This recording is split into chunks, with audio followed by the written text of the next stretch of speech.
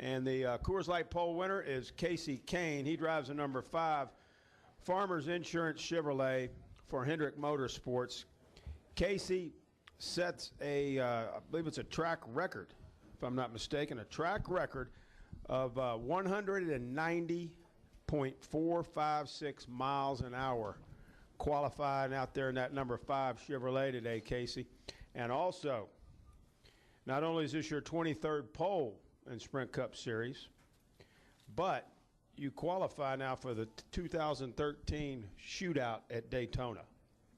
So that's a double whammy there for you, but congratulations on just a super effort. It looks like you got a really fast race car here. Yeah, the lap felt great. We did a little bit of race trim stuff in practice. Try to be better prepared for tomorrow. We've always struggled a little bit here during practice and work hard on the car during the race, so we wanted to start there today, and we made a couple of qualifying runs right at the end, and the car was really fast there qualifying. I got through 1 and 2 really well. Turn 3, I was carrying so much more speed into the corner than I did earlier. Tried to just not slow up too much and kind of started sliding the nose a little bit, so I scrubbed a little speed off through the center, but was still able to run a lot of throttle, and the Hendrick engine runs great. Farmers Insurance, Quaker State, everybody that's involved. Chevrolet's really fast cars. So I just looking forward to Sunday now. It was great to win a pole, and feels good. First one with Hendrick Motorsports. That's nice to get it out of the way early in the season. Take some questions. We'll go Lee and then Reed and then Lewis. Lee Spencer, Fox Sports. How relieved are you after the first 2 weeks that you've had of the season? I mean, from the incident at Daytona to the race at Daytona and then last week. Does this just kind of give you a better outlook of things? And also, how do you dig yourself out of the hole?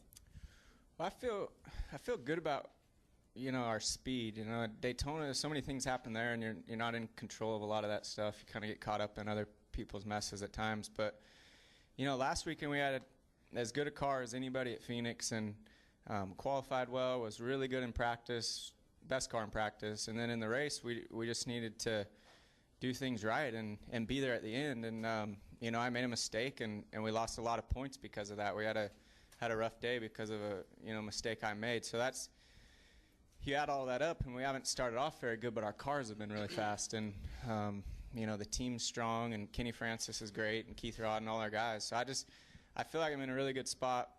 The way to dig out of that's to qualify well, run well, and not make mistakes. And I feel like we can do that. Hopefully Sunday will be the first day that we, get off to put a full race together and leave Vegas with some momentum and feel good about ourselves again. Go ahead, Reed. Reed Spencer with NASCAR Wire Service. Kasey, it looked like all the Hendrick cars took a higher line than a lot of people did around the bump in 1 and 2. Did you guys confer about that before qualifying, and was that a team plan?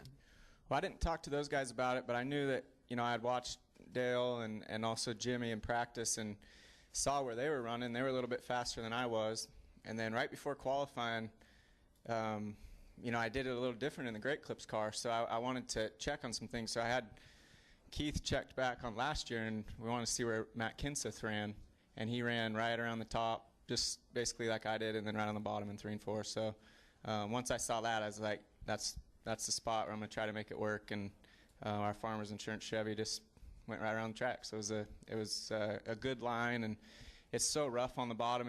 If you do carry a little too much speed through that hole, you'll slide the nose, and once you do that, you lose the backstretch. So you have no shot at the pole at that point. So it's just a little simpler to go around it. Lewis, and then yes, Jeff. Lewis, Frank Reuters, over straight to you. Kasey, you and 14 drivers beat the track record set last year. I was wondering, do you feel the track is that much faster this year for so many people?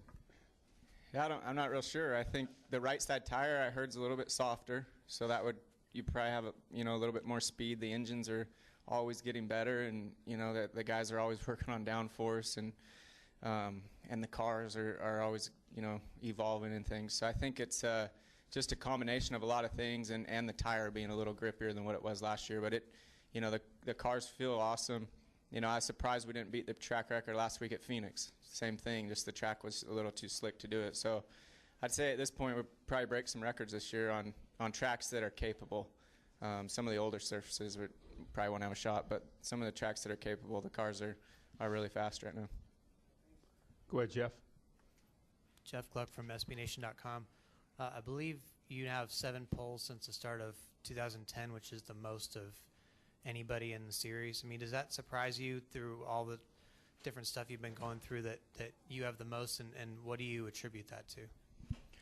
I've always really enjoyed Fridays, and it's qualifying, something that I look forward to each week.